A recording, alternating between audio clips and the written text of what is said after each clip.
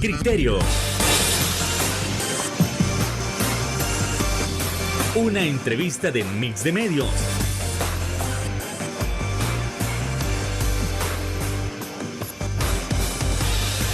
Que aborda frontalmente los problemas de El Salvador con los verdaderos protagonistas y plantea soluciones.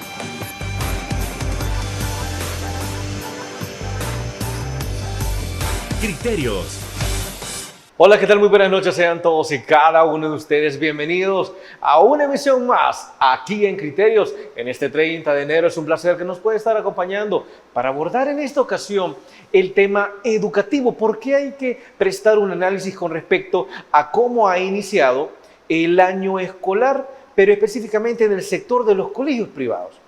Siendo así, hay que ver si se mantiene el número de alumnos, el número de estudiantes que ha ingresado, si la cantidad de escuelas o la cantidad de colegios se mantiene, si presentaron algunos que otros problemas, y por cierto, si hay alguna propuesta sobre alguna reforma que se le pueda hacer a la educación en general, o al menos a la educación básica y a la educación media. Bueno, eso más lo estaremos abordando esta noche con nuestro invitado especial. Estamos hablando del presidente de la Asociación de Colegios Privados de El Salvador. ¿Quién más? Sí, el licenciado Javier Hernández.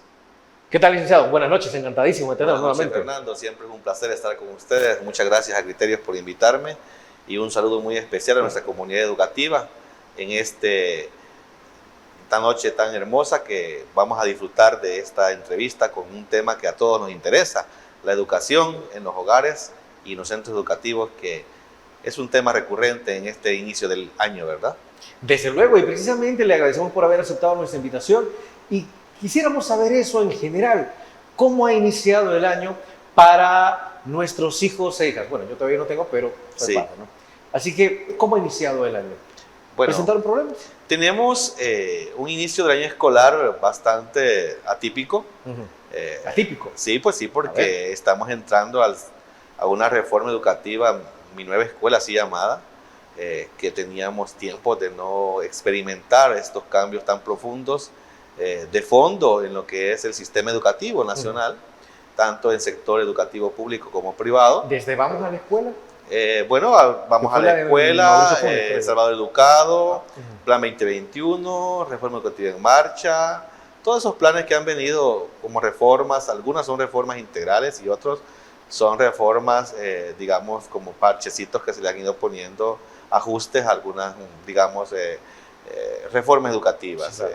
Más de 4.000 centros educativos públicos y un poco más de 1.000 centros educativos privados, con más de 1,25 millones más de estudiantes, ya están al 100% a todo vapor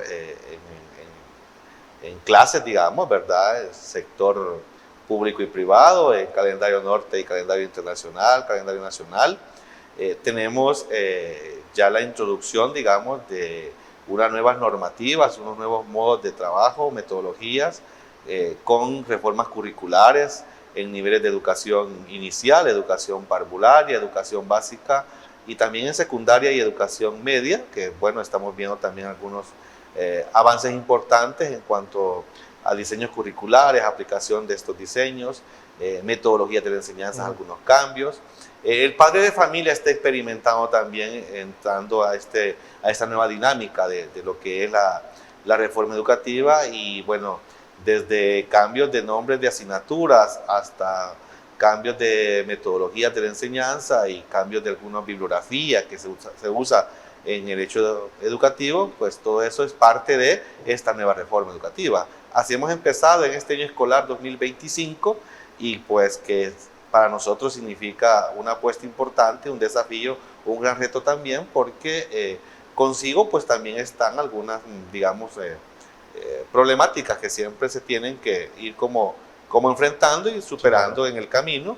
El tema, por ejemplo, la cobertura educativa, de cuántos estudiantes están matriculados en el sistema nacional, también la calidad del servicio educativo que se brinda, que tanto esto está, digamos, a la base de las prioridades de las instituciones educativas, el tema también de cómo la tecnología está invadiendo lo que es el terreno educativo y cómo esta es parte en algún sentido de un apoyo a la enseñanza y también es parte como un instrumento de estudio en la enseñanza. Y también pues se tiene que pensar en educación globalizada, ¿verdad? O sea, a nivel mundial, cuántos retos debemos de enfrentar y cómo podemos nosotros como país estar, digamos, de una forma competitiva Sí, enfrentando esos retos. Ahora, en el caso, varias personas se preguntan si entre las escuelas privadas ha habido algún cierre o el 100% de escuelas privadas, de colegios privados, comenzaron tal cual. Bueno, el año pasado se anunciaban unos 15 centros educativos que estaban ahí con ciertas dificultades para aperturar el 2025, estas de calendario ¿Dificultades nacional. financieras? Dificultades de todo tipo, ¿verdad? Cuando una institución enfrenta dificultades, de alguna manera se tiene a la base, digamos, muchas variables que intervienen para poder tomar esas decisiones de si continuamos o si paramos ofrecer los servicios educativos en una institución X. Esto pues pasa porque la situación financiera es una de las condiciones que dificulta digamos, el avance de un centro educativo y pues recordemos que tiene condiciones muy difíciles en nuestro país, en especial en nuestro país, que en el mundo no se dan. El hecho, por ejemplo, de que son los padres y madres de familia que en los colegios privados autorizan el precio de una colegiatura, de una matrícula, y eso pues en ningún servicio, en ningún producto en el país pasa por eso. Sin embargo, pues la educación sí es el punto. Entonces, además también hay otras condiciones por las cuales se puede decidir que el centro educativo no va a continuar. Por ejemplo, cuando ya los propietarios de los centros educativos o administradores pues ya están, digamos, cansados, ya han pasado por su tiempo, digamos, en el que pudieran haber aportado lo más que pudieron en el tema de administración de centros educativos. Y pues de repente los hijos de los dueños no están, digamos, como en condiciones de aceptar el reto de continuar con el proyecto. Entonces ahí pues se toman las decisiones de cierre o de ceder la institución educativa a otra administración o a otros propietarios. Entonces, pero al final alrededor de unos 4 colegios es los que sí están confirmados que no han abierto sus puertas para este año 2025. Los demás todavía están en decidir entre esta semana que viene de febrero si en realidad pues la matrícula que les ha llegado es la suficiente como para seguir funcionando y si los recursos financieros les son, digamos, suficientes para poder enfrentar toda la inversión que hay que hacer en el proyecto del 2025. Sí, las condiciones pues pueden pasar, no solamente en el sector privado nos está pasando esta situación, estamos viendo el caminar de la educación del sector público, que también están valorando algunas instituciones públicas si continuar abiertas o cerrarlas. Y también se está viendo en algunas secciones que se están, digamos, cerrando y eso pues obedece también a que la cantidad de matriculados, de estudiantes matriculados en los centros educativos públicos también pues ha ido en algún descenso bastante, digamos, importante. Esta valoración de la cobertura educativa pues tiene a la base un estudio de algunas condiciones en las que la vez pasada que hablábamos en criterios, el tema, por ejemplo, de la natalidad. Bueno, si cada vez nacen menos niños, los centros educativos cada vez vamos a tener menos estudiantes. Sí, claro, y ahí en ese caso se explicaría, bueno, no es que, habría un debate sobre si realmente hay deserción o simplemente la cantidad o la tasa de natalidad pues ha disminuido, como lo han dicho ya los primeros resultados del último censo. Y aparte de eso también, si los niños se van del país, el sistema educativo va a tener menos estudiantes también. Igual como cuando fallecen los estudiantes, también se van a tener menos estudiantes. Igual pasa cuando el estudiante en su proyecto de vida, la prioridad no es estudiar. Entonces, y sale del sistema, se involucra en emprendedurismo de alguna manera, o se involucra en trabajo formal. Que a veces sale para mejor. Exactamente, entonces, o se involucra en algún oficio que aprender y ya no ser parte, digamos, del sistema educativo, sino ser parte de la población económicamente activa. Entonces, ahí hay, digamos, suficientes variables, valoraciones que uno puede hacer sobre por qué la matrícula de estudiantes en el país, en vez de ir en ascenso, va en descenso cada año. Tal cual. Y es que así nos vamos a ir a la primera pausa comercial y al regresar vamos a tocar el tema de la reforma y como tal, si evidentemente algunas materias hay que cambiarles el nombre, si solo nos quedamos en el cambio del nombre o este va más allá de lo que aparenta. Pausa, regresamos a Criterios.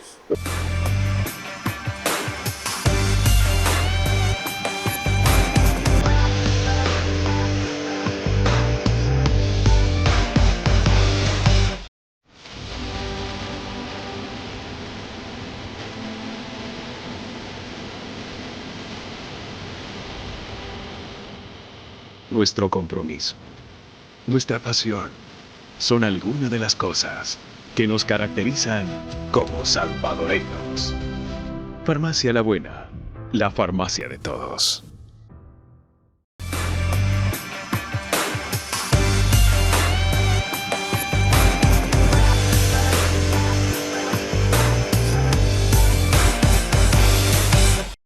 Gracias por continuar con nosotros en este análisis del inicio del año escolar con el licenciado Javier Hernández, presidente de la Asociación de Colegios Privados de El Salvador.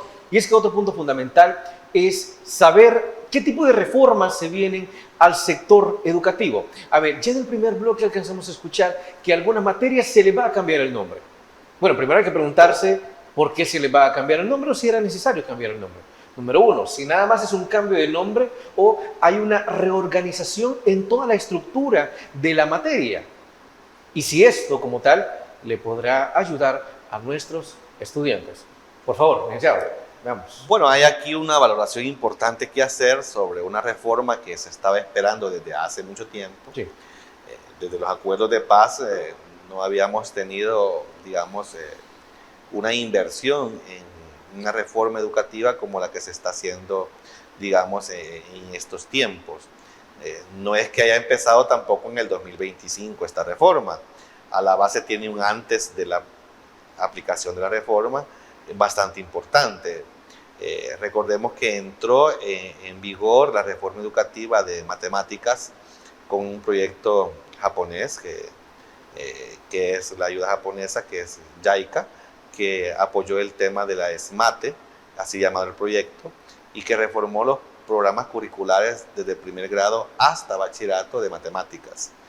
Y también antes se han pensado en otras reformas de otras asignaturas que se materializan al 100% ya en este año 2025. Y que también la educación inicial y parvularia ha tenido, de acuerdo a la ley Crecer Juntos, y a la ley Nacer con Cariño, digamos, un análisis, una reflexión y una aplicación de esta ley bastante importante que tocó las fibras de la educación del país para poder aplicar también una reforma en esos niveles. Tal es así que se ha tenido en el sistema de educación inicial una nueva currícula y se tiene también educación parvularia y primer grado de educación básica, también una nueva, digamos, constitución de lo que son los contenidos que se van a dar en estos niveles. De acuerdo con esto, pues si hay una reforma educativa, pues hay una reforma curricular.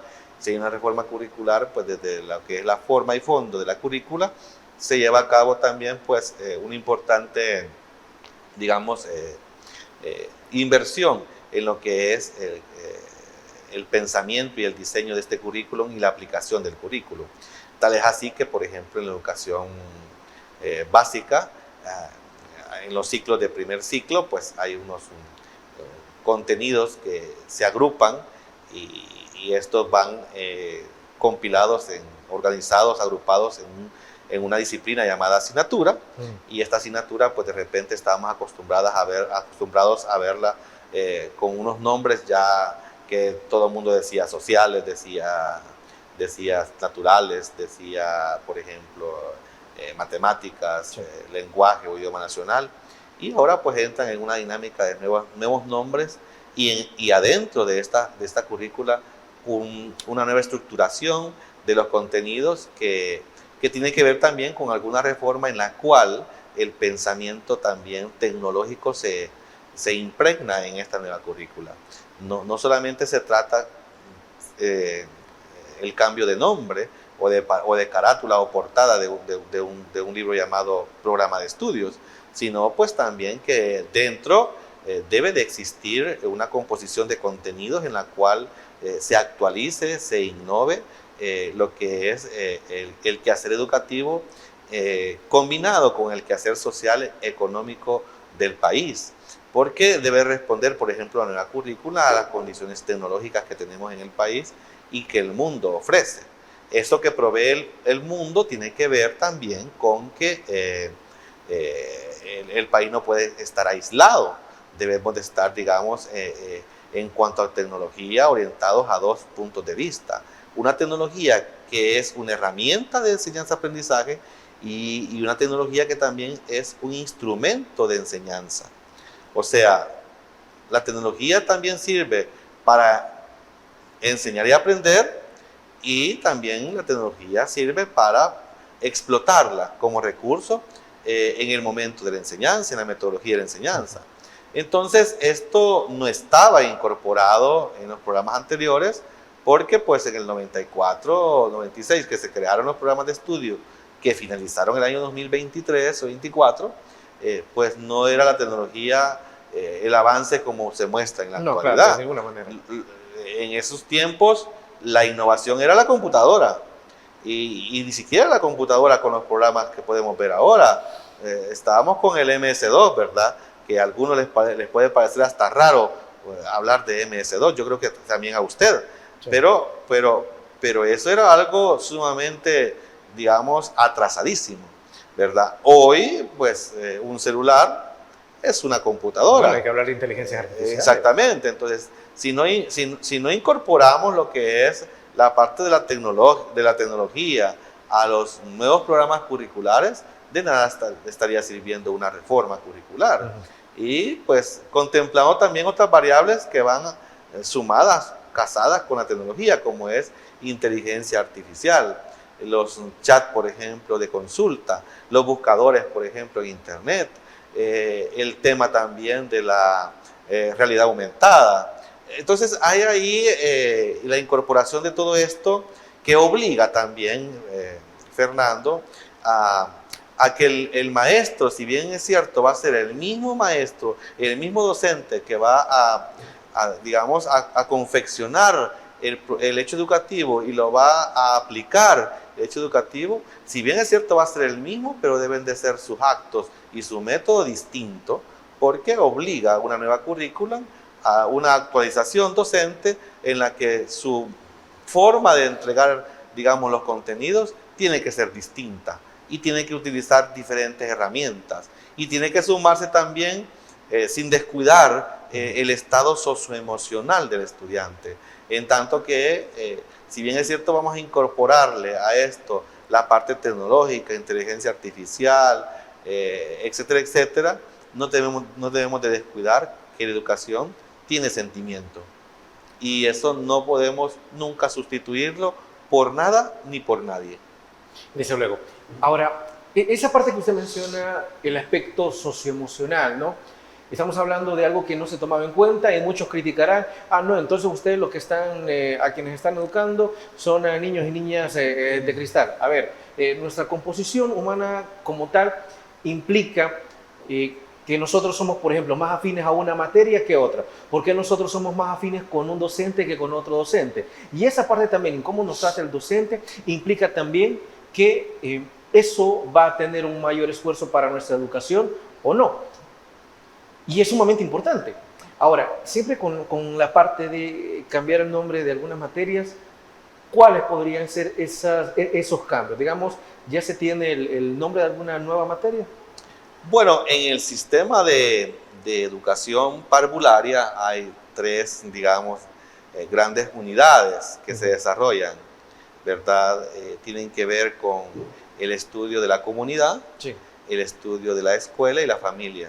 Entonces, esas 3 áreas son las que se destacan en lo que es la parvularia 4, 5 y 6 años, que no son asignaturas, pero son unidades de aprendizaje.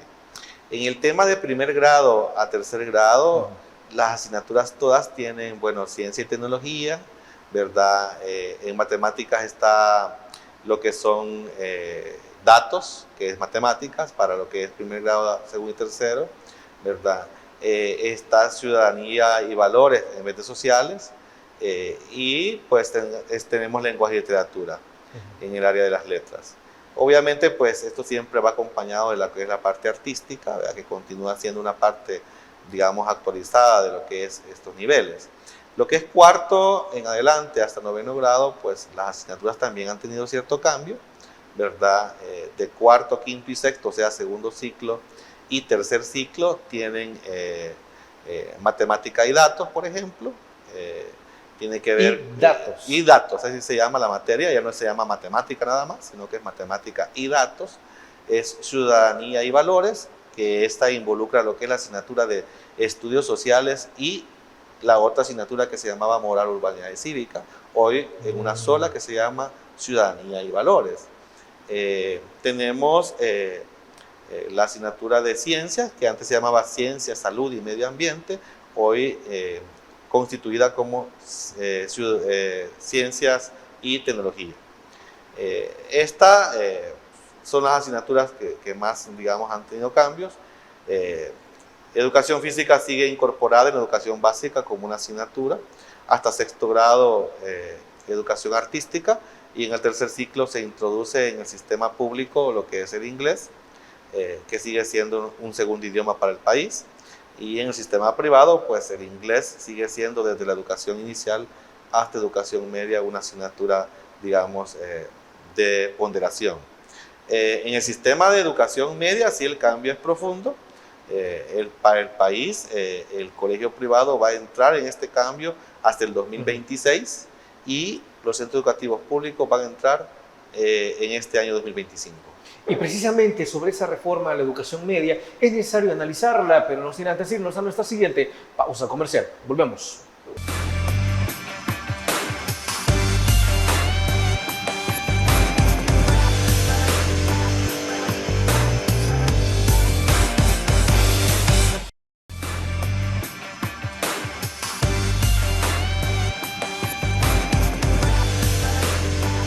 Gracias por continuar con nosotros, y es que así como se hablaba en el bloque anterior, la educación básica, bueno, la educación en parvularia y la educación básica como tal están pasando un proceso profundo de transformaciones, de cambios, pero no nos quedamos ahí porque ya se nos ha mencionado que la educación media también tendrá sus respectivos cambios que entrarán en vigencia a partir de 2027. Ahora, siendo ese el caso, es necesario evaluar ¿qué es lo que se ha cambiado y por qué?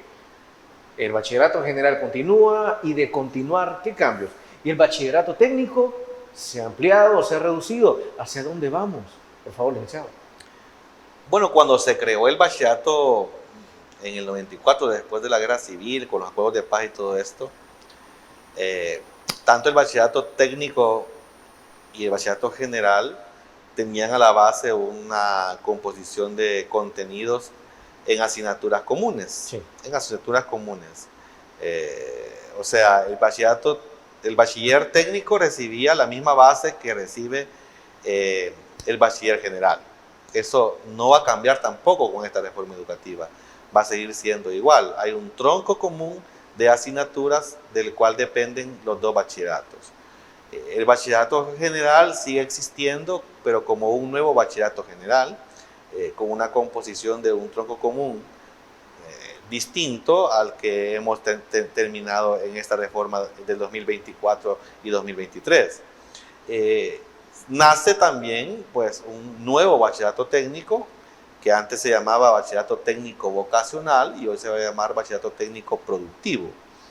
En estas áreas, las asignaturas comunes siguen estando,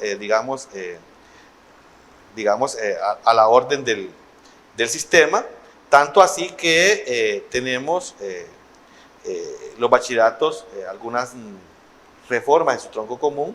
Por ejemplo, el bachillerato general y técnico en su tronco común tiene a su base la asignatura que conocíamos antes como lenguaje y literatura, que sigue siendo ahora lengua y literatura.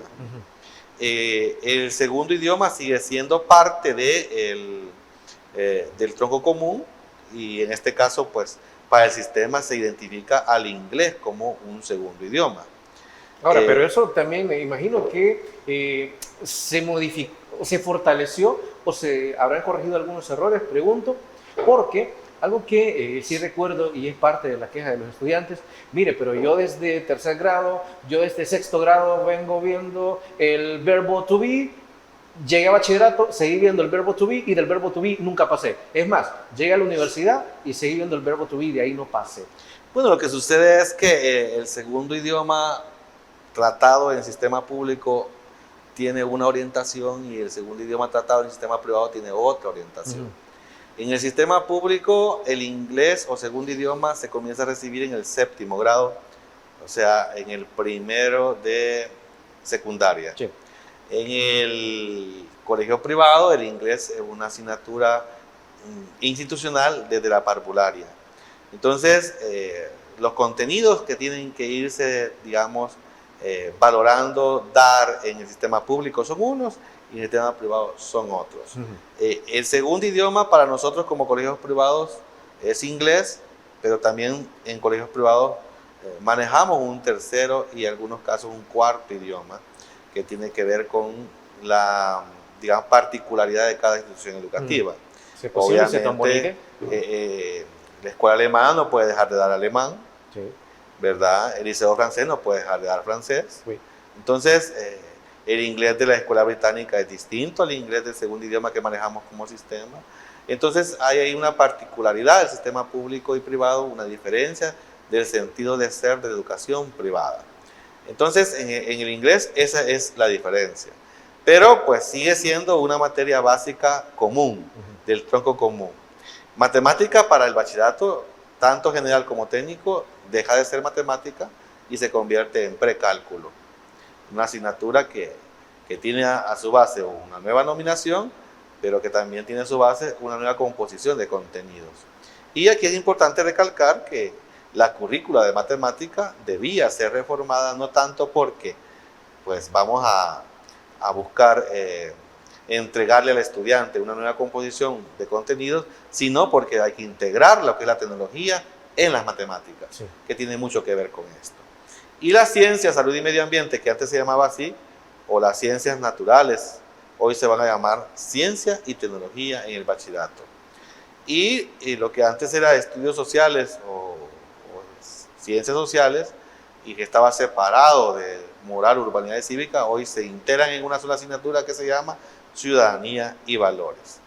Un dato importante es que como materia común, como asignatura común, regresa desde hace, imagínense, más de 30 años, regresa a la educación media, la educación física, que había sido, digamos, sacada del programa curricular de lo que es el bachillerato en la reforma antigua. Y en la nueva reforma se integra de nuevo la educación física.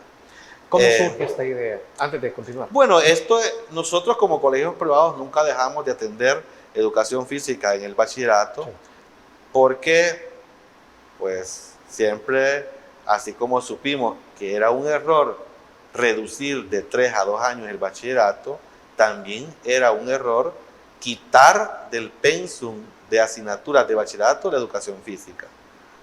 Es más, cuando más se necesita. Sí. Ese es como que usted deje de vitaminar al niño en su desarrollo. Es como que usted diga, no, este cipote con lo que come es suficiente. Y usted no le aplica, digamos, unas vitaminas que necesitan para desarrollarse y agarrar energía. Entonces, así fue como hicieron más de 30 años una reforma equivocada, ¿verdad?, digna de poner el dedo en el renglón y decirle, señores, se equivocaron con quitar educación física del pensum de educación media. Como se equivocaron en dejar el bachillerato en 2 años y no de 3 como estaba anteriormente. Seguir con un bachillerato de 2 años en esta nueva reforma educativa puede ser no tan certero, puede ser algo que pueda seguir dándole, digamos, muestras de flaqueza a una reforma educativa. Pero la historia va a ir dándonos la razón o quitando la razón de acuerdo a cómo vayamos desarrollándonos. De repente, como se ha pensado en esta reforma, el padre de familia y el estudiante puedan tomar más conciencia que también está la opción del bachillerato de 3 años y que en la medida que la población vaya eligiendo más el bachillerato de 3 años, el bachillerato de 2 años va a ir dejando de tener vigencia y va a ir abandonando, digamos, esa opción el estudiante y va a irse fortaleciendo la cantidad de estudiantes en cantidad de matriculados en esas opciones del bachillerato técnico productivo y no en el bachillerato general. Importante es que a la base también de ese tronco común está un pensum de asignaturas complementarias que también las recibe el bachillerato técnico, como es por ejemplo el proyecto de vida y carrera. Esto antes se llamaba orientación para la vida, OPB, ¿verdad? Hoy se le suma un ingrediente de contenido importante como se llama el contenido vocacional, que era, digamos, algo que venía sintiéndose desde hace tiempo. ¿Por qué? Porque el tema es que usted ve que en el bachillerato, en el segundo año, se evalúan las competencias vocacionales, pero no han sido formadas esas competencias ni en el primer año ni en el segundo año de bachillerato. Entonces, ¿cómo es que se están evaluando, explorando esas competencias en las pruebas censales, ¿verdad?, de avanzo, y no se ha dado una formación para ello? Entonces, esta formación que trae esta asignatura complementaria es importante. Y la incorporación de una asignatura que a gritos venía desde hace tiempo, se pedía que se incorporara. Educación financiera. Exactamente. Usted ya lo dijo muy bien. Y lo que no lo he visto. Finanzas, exactamente. Finanzas y economía. Así se llama la materia. Qué bueno, ya era hora. Finanzas y economía. Ahora, como esta materia se ha introducido nueva al pensum del bachillerato y como una materia complementaria, están fernando a la cola un montón de asignaturas también que han querido que sean o que tomen el peso que ha tomado esta asignatura de finanzas y economía. Ahí está, por ejemplo, muchos que me han consultado y me dicen, mire, ¿y usted qué piensa de que educación vial sea una asignatura en la que se pueda dar, por ejemplo, por lo menos en bachillerato? ¿O qué piensa que se dé como educación ambiental también como una asignatura? Han salido también a la luz ahí ese nutrición, tipo de, salud mental. Otros han pensado, mire, ¿y por qué no se da Biblia como asignatura? Mire, ¿y por qué no se da? Hay intereses de la sociedad, muchos, en cargar al estudiante de otras asignaturas ya específicas, que de repente los contenidos estén transversales en toda la asignatura, pero que quisieran que estuvieran ya exclusivas, como está ahora finanzas y economía, que es algo nuevo en el bachillerato. Y la computación, que antes era una asignatura básica, sumada al inglés, matemática y todas esas, hoy es una materia complementaria incluida en este pensum como programación y pensamiento computacional. Así se llama la asignatura. Entonces, estas 9 asignaturas entre comunes y complementarias las recibe el bachillerato general y el bachillerato técnico, tanto en el primer año como en el segundo año. Y así el bachillerato general se gradúa con esas asignaturas. En el bachillerato técnico se le suman, tanto en primer año como en el segundo, unas materias que se llaman materias de especialidad. Sí. Estas materias de especialidad tienen que ver con la carrera que el estudiante ha elegido para su bachillerato. Y tiene una formación en el primer año, en el segundo, y todo el tercer año de bachillerato es 100% dedicado a la especialidad. Bueno, y precisamente para ampliar sobre ello, primero nos vamos a trasladar a una pausa comercial y regresamos aquí en Criterios.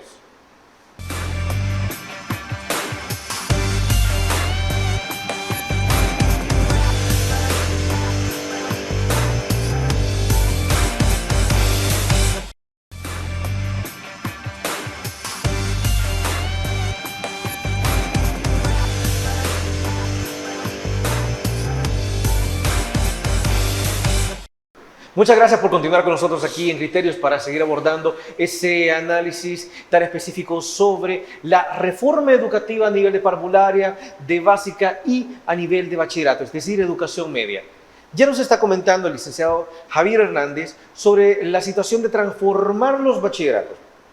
Si eso es así como tal, y si ya se nos informó que algunas materias cambiarán de nombre y que otras materias ingresarán a la educación media, ¿será también que la oferta académica se ampliará, se mantendrá o se reducirá? Por favor, licenciado Hernández. Bueno, aquí tenemos el planteamiento de un bachillerato de 3 años, un bachillerato técnico productivo, que la reforma educativa contempla 4 sectores donde se agrupan las especialidades, que son 15, de las cuales dispone el sistema ya en esta reforma, tener preparado, digamos, el andamiaje de currículum, o sea, de contenidos nuevos, sí, claro, en estas asignaturas. Quien eligió estudiar 3 años de bachillerato es porque en su pensamiento y proyecto de vida ya está claro que va a ir a la universidad a estudiar algo que tiene que ver con lo que en el bachillerato estudió. Entonces aquí el sistema ha organizado 4 sectores: el sector agropecuario, que es donde vamos a tener la comida, obviamente, pues tiene que ver con claro, la producción de alimentos, el tema del sector servicios, el sector industrial y el sector comercial. En estas 4 agrupaciones de sectores se encuentran las distintas especialidades. Por ejemplo, en el sector agropecuario se encuentra, o en el sector agrícola, se encuentra la especialidad del bachillerato agropecuario, el bachillerato agroindustria. Son 2 especialidades para ese tipo de bachillerato agrícola. ¿Son nuevas? Son nuevos, puramente ya nuevos. Había por ahí bueno, aquí tenemos una historia grande con esto del agrícola, ¿verdad? En el momento más difícil de las condiciones, digamos, de producción agrícola del país, la reforma educativa anterior abolió ese bachillerato. Lo quitó completamente. Como si nosotros no íbamos a volver a tener necesidad de comer. ¿Qué daño le hicieron a nuestra educación? Bueno, lo que pasa es que las voces nuestras son tan, digamos, no muy grandes en comparación a la voz del gobierno de aquel entonces, que pues nuestras voces se apagaban. Sí. Pero en realidad nosotros nunca dejamos de decir: es un error quitar el bachillerato agrícola en ese momento. Y antes de esa reforma del 94, en tiempos de guerra, había bachillerato agrícola. Cosa paradójica, estábamos mejor en educación antes, durante la guerra, que después de la guerra, sí, en ese tema estamos hablando. Bueno, pero después viene un bachillerato del sector servicios. Aquí tenemos 4 especialidades grandes, ¿verdad? La especialidad de salud, por ejemplo, que es importante, la especialidad de turismo y la especialidad de arte y la especialidad de diseño digital. En esa parte de servicios están esas 4 grandes especialidades. En el sector industrial, ahí tenemos importantes especialidades casi muy nuevas, sí, sí, hay que decirlo. El tema, por ejemplo, de la especialidad en aeronáutica, que pues el pionero de esto es un colegio privado, el colegio ITEXAL, es cierto, ¿verdad? Que comenzó él con sus propios programas de estudio autorizados por el Ministerio de Educación, y le puso el tema al Ministerio de Educación para la reforma educativa, y aeronáutica ya es una especialidad oficial del sector industrial, y es la primera. Otra es electromecánica, otra es electrónica, otra electricidad, otra es motores de combustión y eléctricos, otra es software y redes, y la última es construcción. ¿Jamás pensó usted ver una especialidad de la industria de la construcción como un estudio en el bachillerato? Para el contexto exactamente. Entonces, y ahí tenemos ya con estas 3 especialidades, y nos quedan las últimas 2, que son del sector comercial, una que se llama gestión administrativa, y la última que es logística comercial y transporte. Con estas 2 se cierra lo que es el bachillerato técnico productivo, y es donde tenemos ya la aportación de lo que es el bachillerato de 3 años con esas 15 especialidades. Y el bachillerato general clásico cierra su operación en el sector público el año 2024, y abre un nuevo bachillerato general en el 2025. Y en el sector privado, el bachillerato general clásico o antiguo se cierra en el 2026 y se abre en el 2026 el nuevo bachillerato general. y se abre en el 2026 en el sector educativo privado el nuevo bachillerato técnico productivo que sustituye al antiguo bachillerato general técnico vocacional. Ahora, licenciado, con todo esto que usted me está comentando de la transformación que está teniendo bachilleratos, yo recuerdo también que hay una escuela aquí por Acajutla que tenía, por ejemplo, su técnico marítimo, algo así. Entonces es increíble que no haya más especializaciones o que haya que irse hasta un rincón del país para encontrar algo sumamente distinto y que las demás escuelas o los demás colegios no puedan gozar de esta variedad de bachilleratos como ahora se está proponiendo y que seguramente va a ser un boom en la educación media de nuestro país. Mire, los bachilleratos técnicos productivos tienen a su base un campo experimental, Sí. en el cual se lleva a la práctica los conocimientos que se reciben, teóricos obviamente, sobre la especialidad. Entonces cualquiera puede pensar, si vamos a tener un bachillerato que tenga que ver con aeronáutica, pues tiene que ser los que están cerca de los aeropuertos. Sí. De repente puede ser eso cierto y no puede ser cierto. Porque el campo experimental, pues de repente es el que se puede usar por periodos, pero el campo, digamos, teórico, ese espacio puede estar lejos del campo experimental. Y así como hemos tenido, por ejemplo, el Colegio ITEXAL, que ha estado sirviendo aeronáutica y también sirve turismo de mar, sin estar cerca de la playa Sí. y sin estar cerca del aeropuerto. Lo que tiene es un hangar en el aeropuerto de Ilopango, como campo experimental. Pero esto también tiene que ver con que no tenga necesariamente que tener un campo, digamos, en Zapotitán, por ejemplo, o en Las Pilas, solo ahí va a haber un bachillerato agrícola, porque se presta para las tierras en las cuales podamos experimentar estos conocimientos. También puede haber en el centro de la capital, digamos, estos tipos de bachillerato.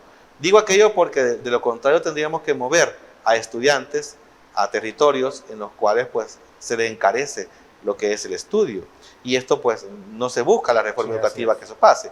Ahora, el tema también de la creación de estos bachilleratos técnicos productivos, no se descarta que en el futuro, de acuerdo a cómo la sociedad avanza y al ritmo que el mundo nos obliga a avanzar, puedan nacer unas nuevas especialidades.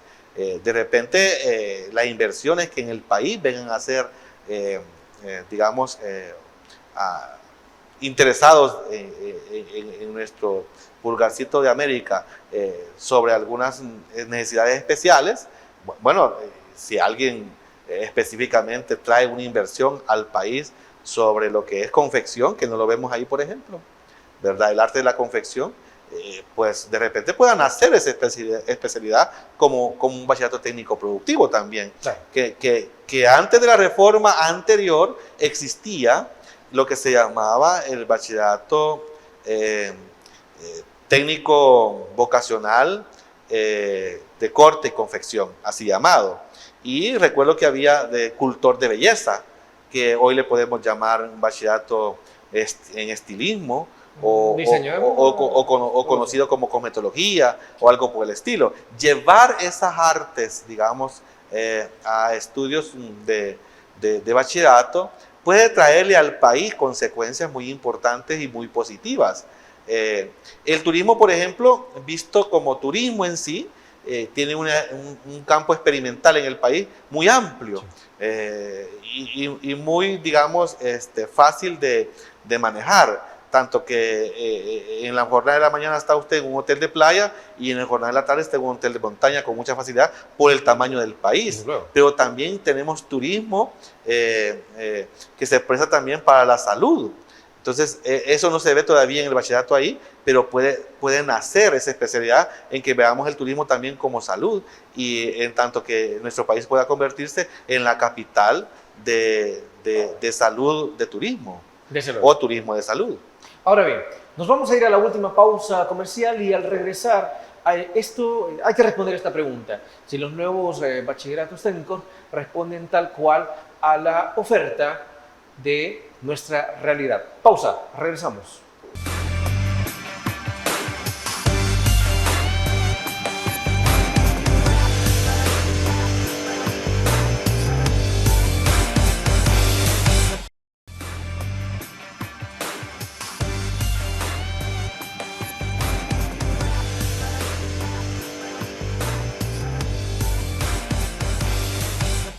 Y es que a fin de cuentas, así como cerramos el bloque anterior, la nueva oferta de bachilleratos responde también a la oferta laboral que ofrece nuestro país, que ofrece la realidad, que ofrece el contexto, que ofrece el mundo de hoy.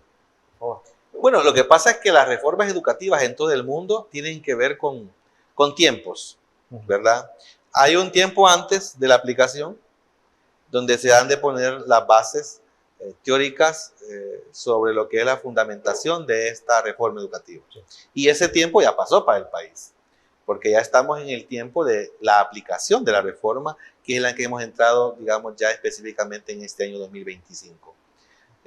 Ya para ahora, pues deben de estar fijos ya, digamos, las asignaturas, la metodología, los recursos, los aliados, todo lo que tiene que ver con la composición, digamos, programática de la currícula y de los contenidos, las especialidades y los niveles.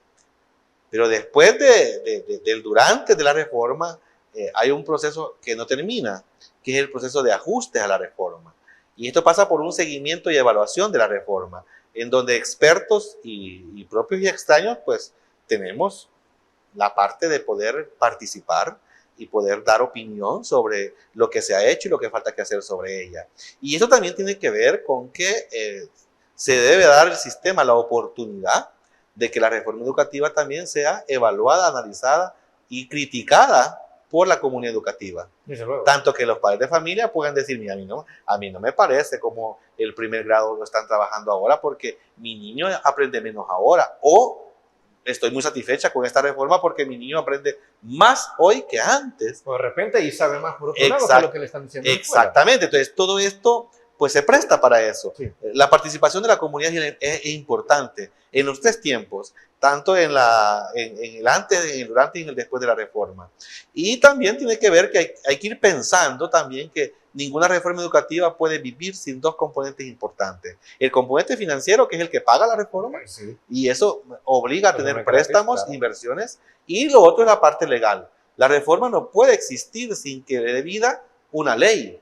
Y esta ley tiene que ver no solamente con una nada más, no solamente con la Ley General de Educación, que dicho sea de paso también pues está por, digamos, entrar en una reforma integral esta ley.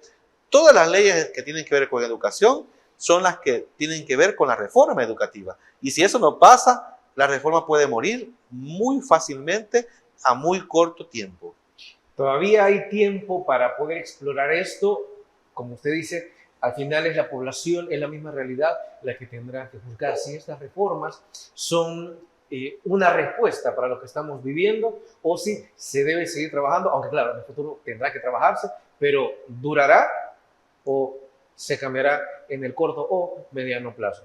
Bueno, así hemos llegado al final de Criterios. Nos vamos a agradecerle al licenciado Javier Hernández por habernos acompañado esta noche y habernos traído ese análisis sobre la nueva reforma educativa. Muchísimas gracias. Cierro con esto. Toda reforma educativa se evalúa en base a la producción del conocimiento. Si no te produce conocimiento nuevo y actualizado la reforma educativa, en vano se invirtió. Porque el conocimiento es poder y el que no puede, no sabe. Y es una perfecta reflexión para cerrar este programa. Amigos, amigas televidentes, gracias por habernos sintonizado una vez más, como siempre. Recuerde que el criterio más importante en todo aspecto, y en el educativo, y en cada parte de este programa, bueno, ese criterio lo tiene usted. Que descanse. Feliz noche. Criterio. Una entrevista de Mix de Medios.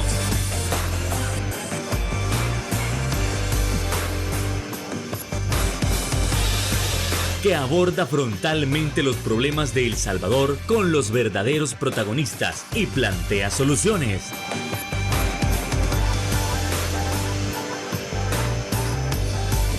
Criterios.